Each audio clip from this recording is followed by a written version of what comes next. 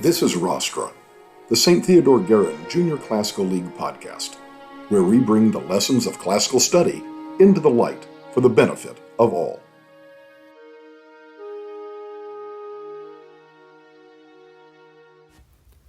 Welcome back to Rostra.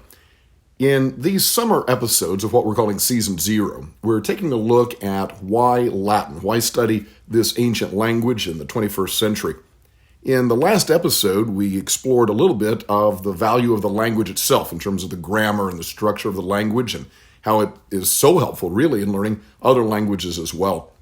In this episode, we want to just explore and just get into a little bit of the beauty of Latin literature itself. Some of the best literature in the world has been written in Latin. And to start this off, let's go back to a 1992 film called A Few Good Men. This is a modern-day classic, and if you don't know it, you can go check the film out.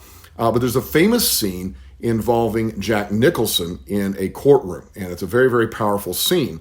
And listen to what Rob Reiner, the director, had to say about how Jack Nicholson filmed this scene.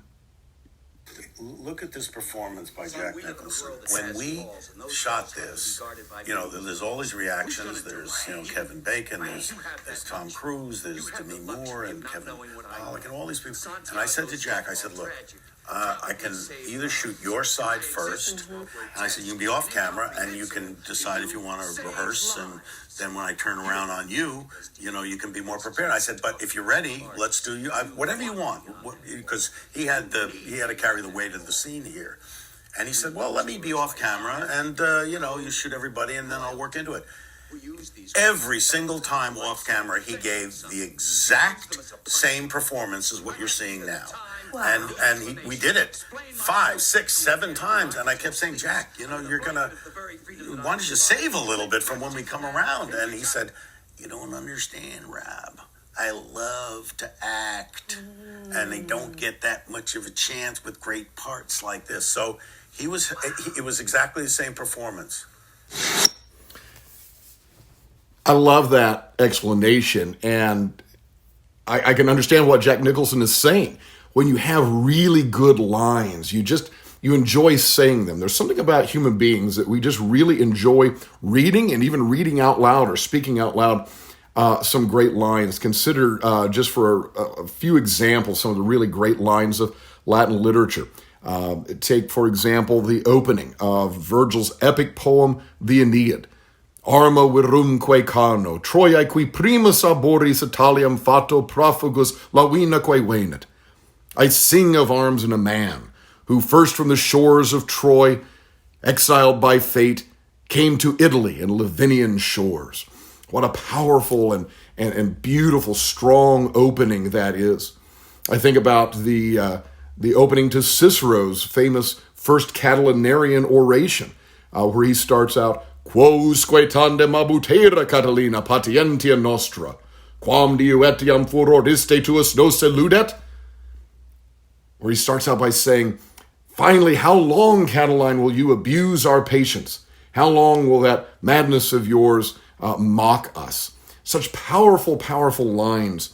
And another poem that is so touching is the 85th poem of Catullus, where he is expressing in just 2 exquisite lines the conflicting emotions that often attend to a love affair.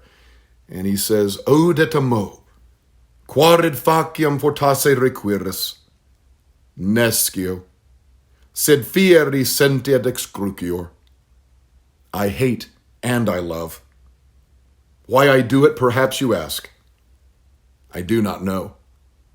But I sense that this is the case, and I am tortured by it. And just to give one more example, because there's just so many to give, but to give one more example from Virgil, a poem that maybe some folks don't know, is his first eclogue, which is a collection of poems that had a very rural theme to them. Titure tu patulae recuban sub tegmini fagi.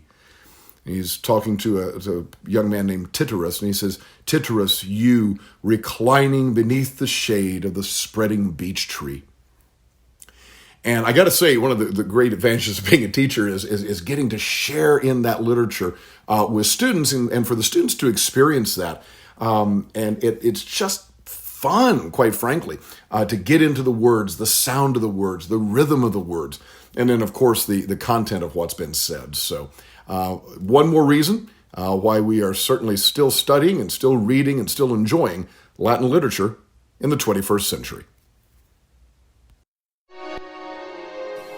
Thank you for listening to Rostra. You may check out all our episodes on Spotify and follow us on social media at GuerinJCL. That's at GuerinJCL.